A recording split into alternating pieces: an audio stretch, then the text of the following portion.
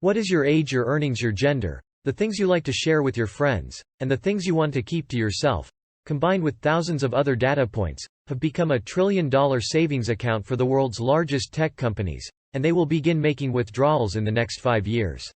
Facebook is under increasing pressure to answer questions about how a data firm with ties to President Trump's 2016 campaign obtained private information from more than 50 million Facebook users without their permission. Political campaigns want to advertise to voters in the most efficient way possible. Wednesday against Facebook over the Cambridge Analytica scandal. It's no secret that big tech companies have been collecting petabytes of data on every user they can lure onto their platform. I'm very concerned that the people who are spending the majority of their time right now speaking, focusing, and thinking about big data are large companies and governments, and that's fine, but this is going to affect our lives, our parents, and our children, and I think we should all be concerned. Billions of dollars in important information. The data manager Snowflake was so appealing that they even convinced the legendary Warren Buffett to change his investing strategy around tech IPOs so he could include them in his portfolio. Those are just the companies that make sense of your data. The companies that can actually harvest it are worth trillions, and that's because your information is useful for so much more than just targeted advertising. Whenever we're online, information brokers grab our information and use it to create user profiles that might earn them a lot of money. Jeff Bezos may or may not be listening with Alexa. Look for product suggestions. You should have a sundae, but that's just the beginning. The cherry on top of big data sundae. Big data firms employ far more successful business techniques than recommending a new toaster to you.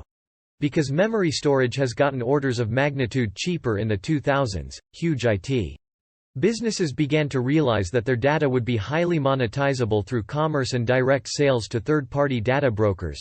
Thus they began to collect as much data as they could.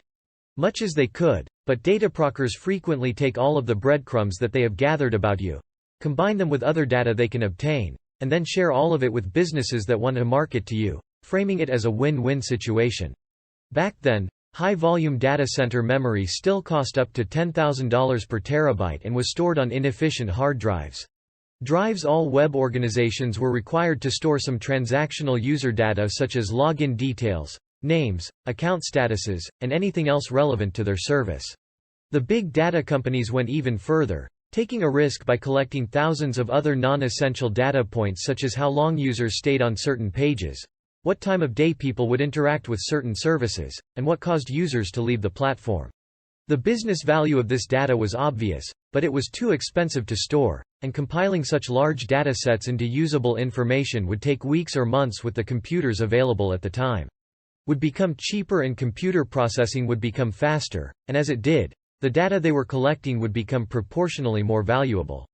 The companies that started first took the biggest risks, but they were able to build the biggest data modes right. So you know, if you're a small new company and you don't have any specific data sets yet, unfortunately I think you're at a disadvantage. Investors love when a company is difficult to compete with. Anti-competitive companies are prohibited from engaging in illegal behavior, so the next best thing they do is construct moats around their markets. These are advantages to the incumbent market leader that any would-be competitor would have to overcome in order to begin gaining market share. Detailed user data is a huge advantage for one company to have over another. Microsoft executives discovered that providing their business to commercial sales executives who have precise market insights could increase their productivity by 30%. A new company seeking market share will not have any user data until it acquires consumers, and acquiring people will be difficult when competing against entrenched companies that already have user data. Tesla has a significantly higher earnings multiplier than legacy car brands because it prioritized collecting driver data, which is now being used to develop full self-driving features. If Tesla never successfully implements autonomous driving, the millions of hours of driving data that it has stored could be sold to another automaker attempting to develop autonomous driving. It's time to learn how much works to find out why your information has become a trillion-dollar market. This week's data has become cheaper to store and easier to analyze. A decade ago, companies would need to build expensive in-house tools to analyze data and do anything useful with it. It takes time and money to build software, and it must be maintained to keep up with new technologies. Many huge firms attempted to construct data management solutions in-house, but most were clumsy and slow, costing them more than they ever earned in improved business operations. Already had experience building software. Were the only ones that got it right in Other companies were left using basic regression analysis done by teams of analysts to make use of their databases. It was a huge market opportunity that had been filled by third-party specializing in data analytics companies like Snowflake, Teradata, Amazon Redshift, and Google's BigQuery will ingest a company's database and provide a range of tailored tools to quickly and intuitively work with the customer data they invested so much time in collecting.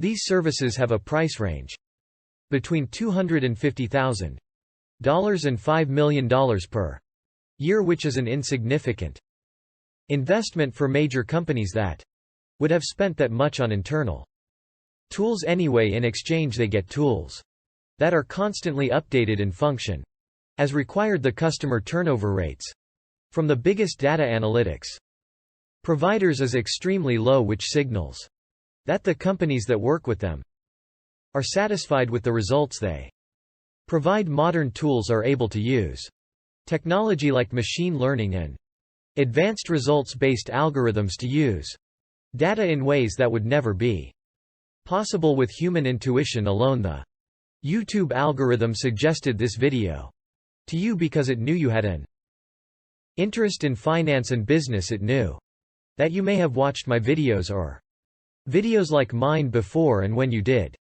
click on those videos you watch them for longer than you watched videos on other topics. YouTube is an algorithm that is using the data at its disposal to deliver the result of maximum watch time on the platform. If YouTube gets more watch time, it can deliver more ads and collect more data. Advanced algorithms like YouTube's are now accessible to all companies that can afford the subscriptions to data service providers, enabling more companies to effectively cash in on their data. New tools can also help clean up messy data. Having a billion data points means nothing if it's not organized into a usable format.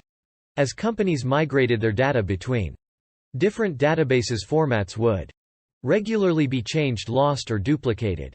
This made much of it unusable without having people go back through millions of entries and correct everything manually. Modern tools can fix a lot of these problems without human intervention and make different data sources work together in one central database. The game developer EA gets data coming from Steam, Xbox, PlayStation, Nintendo, and their in-house distribution platform Origin. All of these platforms send user data back to EA in different formats, which makes using them together impossible without manually changing formats to play nice with one another or using a tool to do the same thing. EA actually uses Snowflake to monitor things like how long users play certain games, what modes create the highest player engagement, how to most effectively push microtransactions, and the right balance of skills-based matchmaking to keep giving players the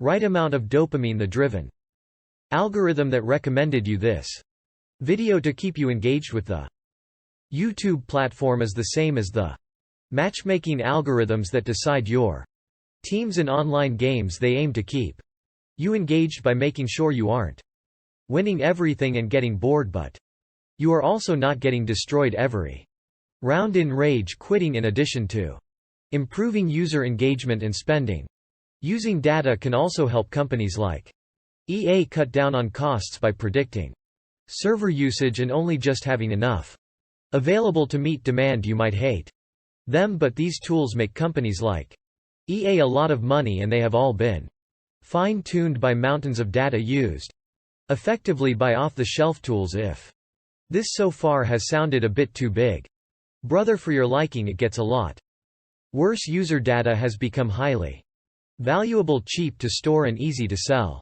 In other words, it's pretty much become a new type of currency, one that is impossible to tax and can be spent as many times as the company wants.